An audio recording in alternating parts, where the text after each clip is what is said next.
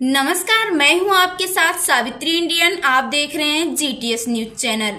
देश विदेश की हर बड़ी खबर पर रहेगी हमारी पैनी नजर। हिंद। वेलकम बैक दोस्तों। इस वक्त अंतर्राष्ट्रीय पत्रकार महासंघ के जिला अध्यक्ष कार्यालय में मौजूद हैं। आइए बात करते हैं जिला अध्यक्ष से। क्षेत्र में लोग जो पत्रकारिता कर रहे हैं और अपने आप को जिस तरह सेल्फ ग्रूम कर रहे हैं, इसके दृष्टिगत हम लोगों ने डे 1 से और जीरो लेवल पे, ग्राउंड लेवल पे कार्य कर रहे हैं हम लोग। और एक देखिए, पत्रकार जो होता है वो उसको संविधान के पालन करना चाहिए और संविधान के अंतर्गत ही पत्रकारिता करना चाहिए और वेल ग्रूम रहना चाहिए। इसी से हम लोग डे बाई डे आगे बढ़ रहे हैं। सर, इस वक्त लाइन लगी हुई है, बहुत से काले आ रहे हैं आप पे, हम देख रहे हैं। जी जी। और लोग आपसे जुड़ना चाहते हैं। जी जी। इसके बारे में बताइए। हाँ, जुड़ने के माध्यम से जो महत्वपूर्ण चीज़ अभी मैंने बताई है उसके एक मतलब फिर से आप सभी को मैं बता देता हूँ कि अंतर्राष्ट्रीय पत्रकार महासंघ में 7-8 विंगे हैं और विंगों के माध्यम से एक हमारी विंग पत्रकारिता विंग है। सबसे इंपॉर्टेंट चीज़ मैं इसको यहाँ क्लियर कर देता हूँ कि पत्रकारिता विंग में वही आदमी जुड़ सकता है जो आदमी कहीं पत्रकार हो, चाहे इलेक्ट्रॉनिक मीडिया से हो चाहे वो प्रिंट मीडिया से हो। अगर वो पत्रकार है नहीं किसी भी विंग्स में या कोई भी क्षेत्र में या इलेक्ट्रॉनिक या प्रिंट में, तो वो जो पत्रकारिता विंग में वो जो नहीं जुड़ सकता। सर, हम अभी ये भी देख रहे हैं कि आपके पत्रकार लोग आईडी के बारे में कुछ अफवाह फैला रहे थे। इसके बारे में कुछ बताइए सर। नहीं, अफवाह तो कुछ नहीं होती है। अगर कोई मतलब कोई हमारे पदाधिकारी है, अगर वो आईडी गले में लटकाए हुए है तो एक अच्छी चीज़ है, ग्रूमिंग का पार्ट होता है। लेकिन सबसे इम्पोर्टेंट बात ये होती है कि अगर कोई मेंबर है, अब जैसे अंतर्राष्ट्रीय पत्रकार महासंघ कोई मेंबर है, तो अगर वो अपनी आईडी गले में जो लटकाए हुए, तो इसका मतलब ये नहीं कि वो पत्रकार हो गया है। सर्वप्रथम ये देखना पड़ेगा कि वो किस चैनल से है, किस जो है कि प्रिंट मीडिया से है। उसके उपरांत ही हम लोग उसको जो पत्रकारिता विंग में जोड़ेंगे। कुछ विंग है, जैसे हमारी ये चिकित्सा विंग है, हमारी अधिवक्ता विंग है, हमारी शिक्षा विंग है, कई बहुत सारी विंगे हैं। उस विंगों के आधार के ऊपर हम लोग ये डिसाइड करते हैं कि किसको कहाँ पे रखना है। और मैं सबसे इंपॉर्टेंट बात आज बताना चाह रहा हूँ आपको कि अंतर्राष्ट्रीय पत्रकार महासंघ क्या है। This is important. अंतर्राष्ट्रीय पत्रकार महासंघ पत्रकारों का एक ग्रुप है जो पत्रकारों को संरक्षण देता है, एक बात है। और इससे कोई भी सदस्य, कोई भी इंसान हमारे की अंतर्राष्ट्रीय पत्रकार महासंघ में जुड़ जाएगा। सामाजिक रूप से हम लोग लोगों की हेल्प करते हैं, लोगों की जो मदद करते हैं समाज की। इसके अंतर्गत कोई भी अगर पत्रकार है भी नहीं और कहीं भी चैनल पर नहीं, तो वो एक एज ए मेंबर जुड़ सकता है हमारे साथ में। हाँ, मेंबर जुड़ेगा, वो पत्रकार होगा नहीं। जी सर, मेंबर जुड़ने के लिए क्या करना पड़ेगा प्रोसेस में? हाँ, मेंबर जोड़ने के लिए देखिए, सबसे पहले उसकी क्वालिफिकेशन जो चेक की जाएगी कि देखिए, सबसे बड़ी बात है कि इतने बड़े संगठन से कोई आदमी जुड़ रहा है तो उसकी क्वालिफिकेशन होनी चाहिए। वो बात कैसे करेगा, मेंबर क्यों जुड़ना चाह रहा है, सबसे इंपॉर्टेंट बात तो ये है।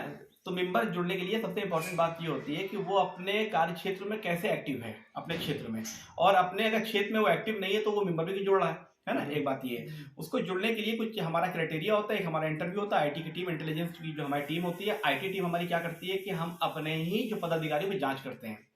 अगर वो जांच के में अगर वो जो है लिप्त पाया जाता तो उसके उसके खिलाफ कार्रवाई की, इम्पीचमेंट की, महाभियोग की कार्रवाई की जाती है, हम लोग निकालते हैं। और ये सबसे बड़ी चीज है कि अंतर्राष्ट्रीय पत्रकार महासंघ एक सामाजिक संगठन है जो समाज की, चाहे चाहे वो निम्न वर्ग हो चाहे उच्च वर्ग, सभी की जो है कि मदद करना हम सभी का कर्तव्य है और सभी लोग करते हैं इसीलिए। और हम लोग पत्रकारों को संरक्षण देते हैं और हमारे लोगों के साथ कई इलेक्ट्रॉनिक, कई प्रिंट मीडिया जुड़ी हुई है जो डे 1 से अपना अपना कार्य कर रहे हैं। सर, पत्रकारों के बारे में कुछ बताइए। पत्रकार देखिए, मैंने हमेशा, मेरा उद्देश्य रहा कि पत्रकारों के लिए सबसे इंपॉर्टेंट चीज होता है कि पढ़ाई इज वेरी इंपॉर्टेंट, एक बात। और दूसरी बात ये कि हमारे लिए संविधान बहुत इंपॉर्टेंट है।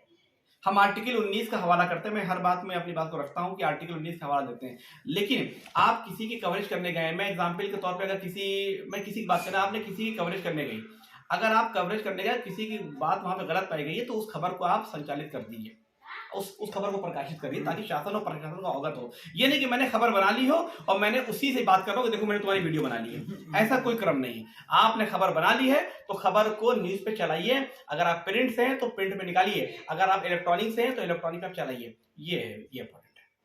तो बताइए, जो हम देखते हैं अक्सर आईडी जेब के अंदर रहती है और कहते हैं कि हम पत्रकार हैं। सर, इसके बारे में क्या कहना चाहेंगे?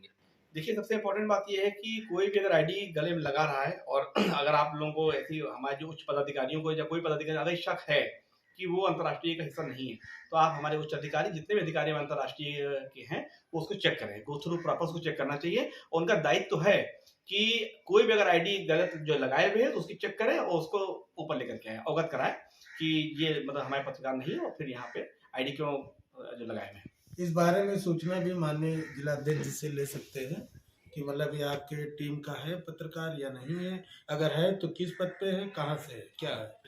हाँ बिल्कुल, ये बिल्कुल सही बात है हमारे जो हमारे महोदय ने कि कहीं पे भी कोई ऐसी आपको आईडी अगर आपको नजर आती है, आप फौरन स्वतः संज्ञान लीजिए, उसकी आईडी चेक कर लिए।